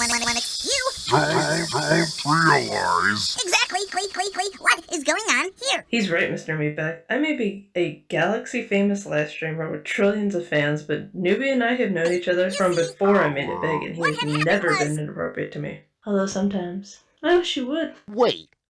Hey, noob, blink red if you're uncomfortable with her presence, and I'll enact the TC-14 protocol. Blink blue if you want her to stay and you want me to go. What? You weren't gonna ask me to leave. Are you? Newbie? Oh, thank the force. Oh, Newbie. I was worried we had another malfunctioning and destructive droid with feminine programming on our hands. RNGesus be praised. Remember that girl droid from Season 1 of Helly and the Noob? TC-14, huh, noob? She was something, huh? Am I right? Am I right? Am I right? No, Hellenix G3 is nothing like TC-14. I told you, G3 is friend. Well, if that's the case, and you two want some privacy, I'll just head back to my quarters. G3, there's sci-fi movies loaded in the holotube and fresh cans of motor oil in the fridge. Make yourself at home. And, noob? Yes, Hellenix? The door to this room stays open at all times, okay? But That's not up for debate. Door stays open. Yeah, so Lennox. Now, you kids enjoy each other's company and let me know if you need anything. Deuces, everyone. I thought he'd never leave. Now, where were we? We were discussing, probabilities? No, you were just about to tell me who in the space hell TC-14 is. Uh-oh! Receiving incoming transmission.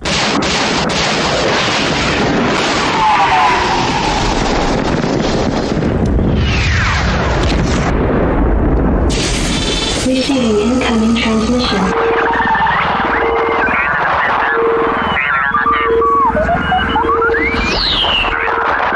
Receiving incoming transmission.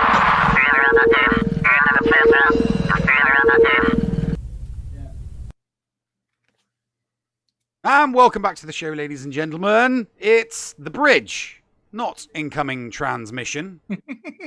My fat fingers, during my editing phase earlier on today, are responsible for that. There's no need to speak to my manager. Sat right next to me. But you know what, Neil? As I told you before, I have messed up on national broadcasts before. It's okay. We move on. Yeah. Basically, the two commercials are like literally one above the other in my saved folder, and I've looked at one and inadvertently clicked on the other and added that, and whatever. Okay, it's Patreon's choice. Is he our guest next week? Is he our guest next week? Yeah, no, there is somebody called Whatever, and he is a content creator. You should check him out sometime. He does GAC. You know what? Is he overseas? Yes, I do believe he is. It would be very, very difficult to get him on live. We'll see. We'll definitely see what we could do. Maybe pre-recorded for him. It'd be fun to talk to him. It's always a possibility. We have lots of fingers in lots of pies. All right. So let's recap the week. Economy changes. I'm not going to do we didn't start the fire rendition here or anything, but we had economy changes. We had a road ahead that talked about Relic 8.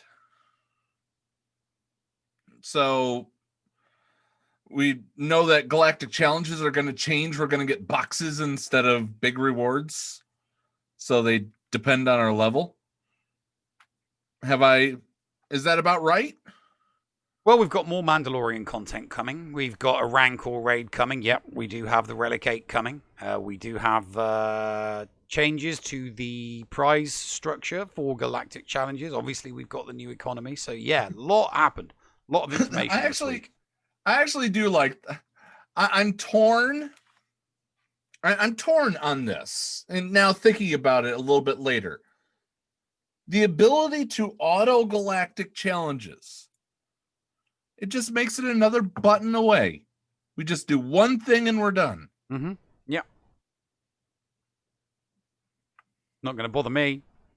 I know it's not going to bother you, but it does bother me to a point where this was a mode that we were supposed to be able to use our entire roster. And now it's coming down to do it once or twice and then push an auto collect button. An auto collect button is, what people want once they've been able to complete something. The quality of life thing. Nobody wants to do the same battle over and over again if they've already been able to do it, if they've been able to conquer it. I do. I enjoy it. And you still have the choice to do it, but then people are presented with the choice to not have to do it. Watch this use up all of our stockpile of sim tickets. That's all I'm going to say. All right. So let's get on to Patreon's choice. Some of these questions we've seen before. Some of them we haven't. These are the questions given to us by our Patreons. Who are Patreons do get preferential treatment when we do Jackbox nights. They get to give us these questions. They get a little bit of more behind the scenes access than our subs, but we still love our subs, and they can come to the after show, which will happen after the show, because that's why it's called an after show. All right. Let's see here. And I want to make sure that yep, fourth segment questions are enabled. Yes, yeah, you are correct. Dagger says you still have to pass tier 7 every time. You just get all the previous rewards, correct? That is correct. So you just do one battle and then you're done with them all. If you pass it at tier 7, which I don't pass everyone at tier 7. It's very true. Good point. All right. Let's go with the first question. These questions came from Zaz. He put a few in here. The first question from Zaz is, what famous people have you met in person, and who was your favorite? I have met... I've met a couple. I've met probably, actually, there's probably a couple people that most people wouldn't know. Zaz would know them. Zaz would know who Jeffrey Holland was. He was a stand-up comic, and he was a star of an old British sitcom called Heidi High. Barbara Windsor. But my favorite one would have to be Jordan. And the reason why was when I was in the military, we would have like celebrities would always do things for the military, and personal appearances, and you'd get bands doing shows for them. And Jordan was like a pin-up model, and she rocked up to HQ K4 when I was in Kosovo in 1999, and the officers tried to kind of like steal her away and take her off so that like they can monopolize her time, and she was like not having any of it.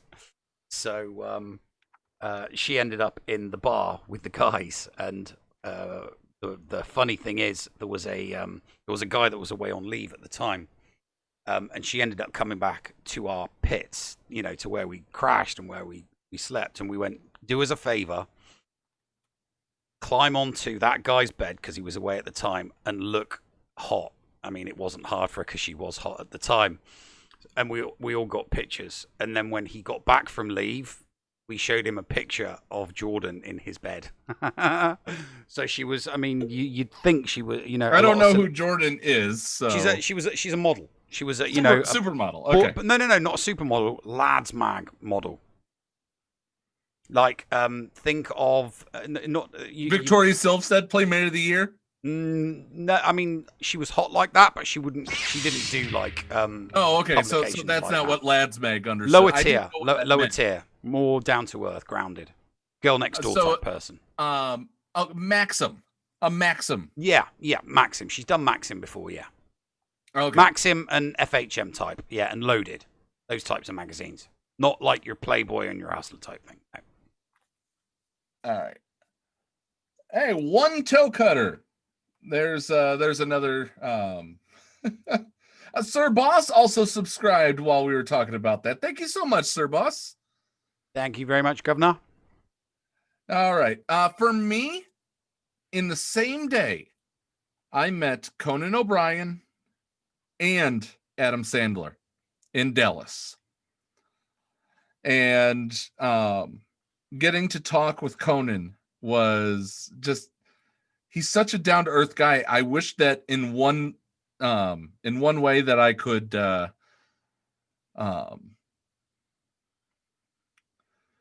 what's the word I'm looking for?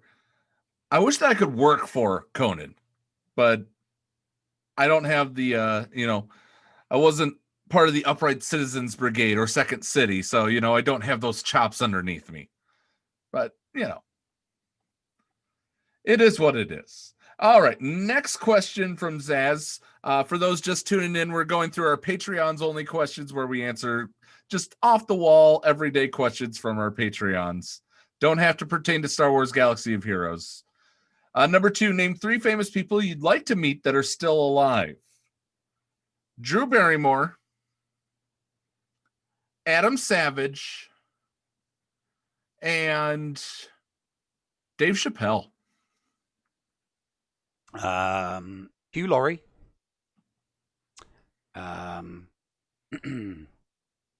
Joe Rogan. Let's throw a lady. Helen Mirren. All right. 2 people you'd like to meet who are no longer with us. That's an interesting. Carl Sagan and Alex Trebek just recently passed. I always did want to meet Alex Trebek. That was all over the TV yesterday, wasn't it? Yeah. Trying to come up with. They were talking about who's going to be his replacement. For me, it would be a couple of old school names. People probably won't recognize them. It would be Les Dawson and Bob Monkhouse. All right. You're both right. Comedians, both game show hosts, actually, from the 80s in the UK. And Zaz says, number 4, not a question, but a request. Can I get a happy birthday shout? No. No. No. No. All right. Geek Girls questions. What is your most embarrassing moment from high school?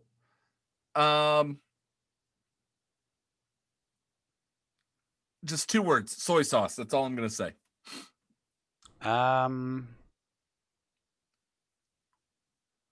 Oh God. I accidentally wore a girl's blazer all day because we put it down, and when I was in school we had blazers, and at the start of the day they were off. I picked up a girl's without realizing it, and I wore a girl's blazer at school all day without realizing it. All right. What is something you refuse to share? The story behind soy sauce. Something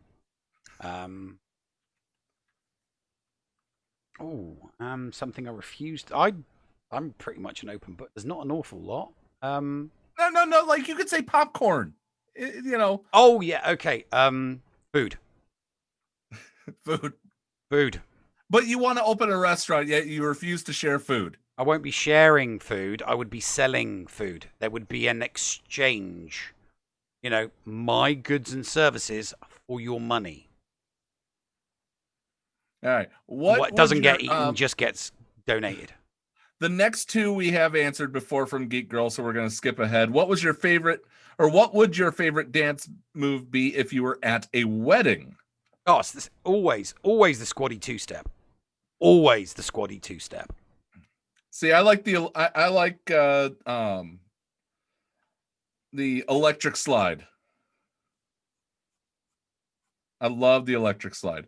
The squatty 2-step is so simple. It's just 1, 2, kick, 1, 2, kick, 1, 2, kick. Yeah, but the electric slide is left, right, back, front, wiggle. Okay. There's a few. There's too many steps in there to have to remember when drunk. That's why the squatty 2-step is timeless, because anybody can do it. Absolutely tanked. Sir Boss says glow stick rave dancing at the wedding. Oh yeah. In 40 years, what will people be nostalgic for? What, 40 years from now? 40 years from now, what will people be nostalgic for? God.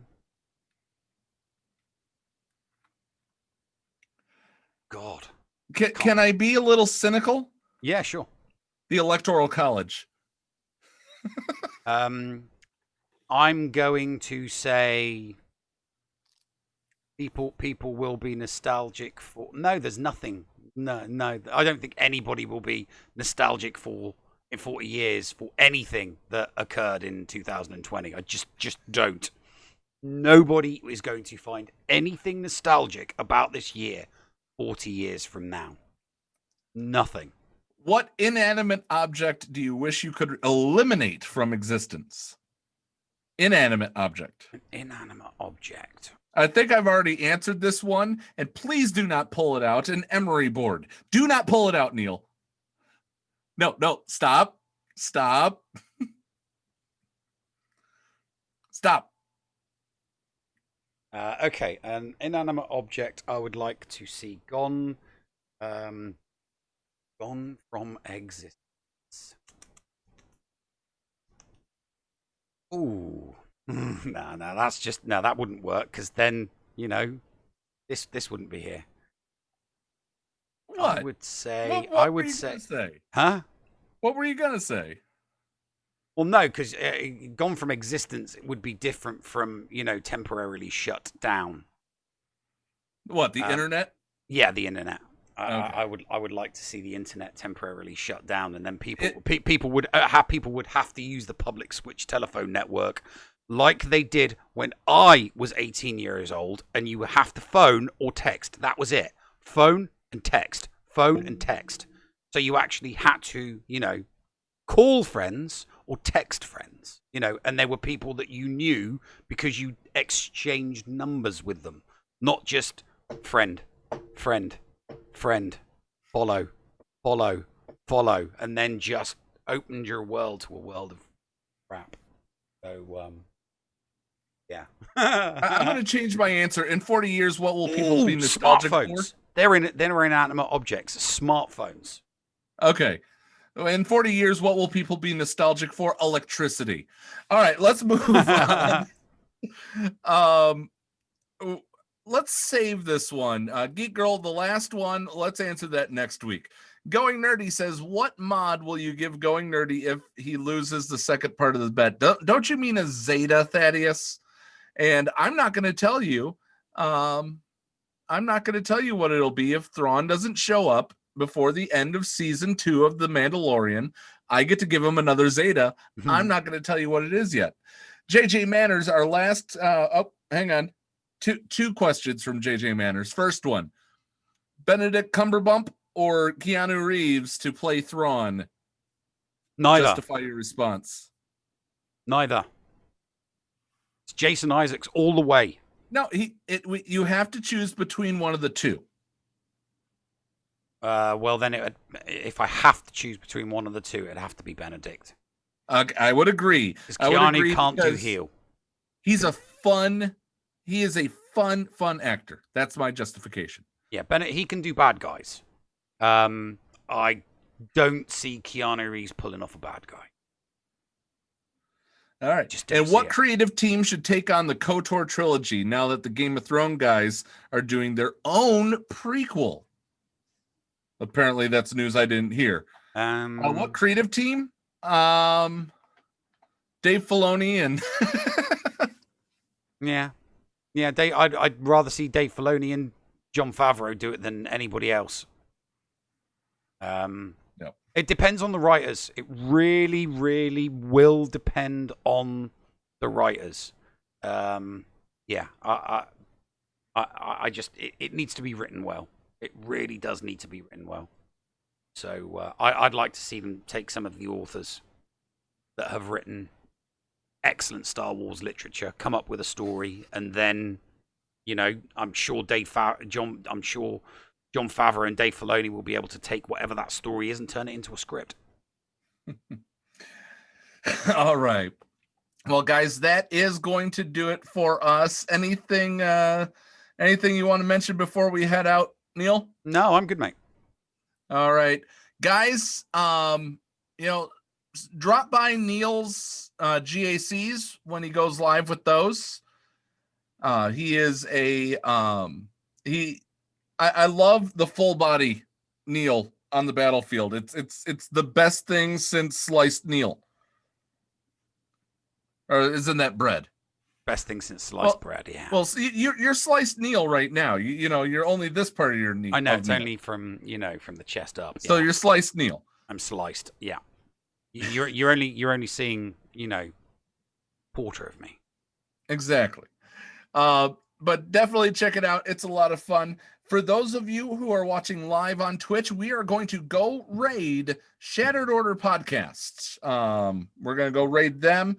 For those who are Patreons, stop by for the after show. We'd love to see you. If you're subs to the channel, we'd love to see you there as well. Thank you so much for everything. For those who are on our Discord, I will be posting. I'll explain what I can talk about on Monday. And guys, be nice to each other, damn it. Protect those that you love, wear a mask. And we'll see you guys next week. Push the button, Neil. You got it, mate. Ta-ta for now, folks.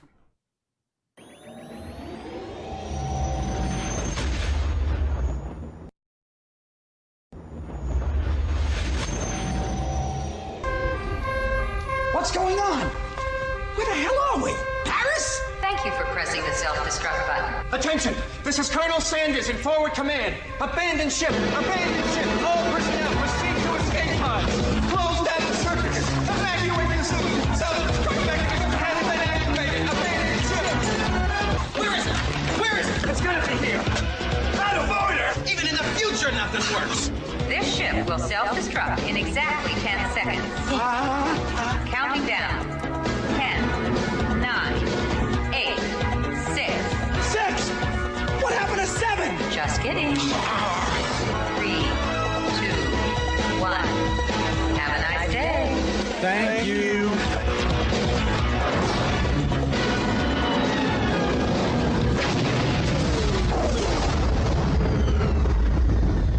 Hello, friends. This is Thaddeus from Going Nerdy. The Escape Podcast was filmed in front of a live studio audience full of tweaked out murder bears. Sit, Boo Boo, sit.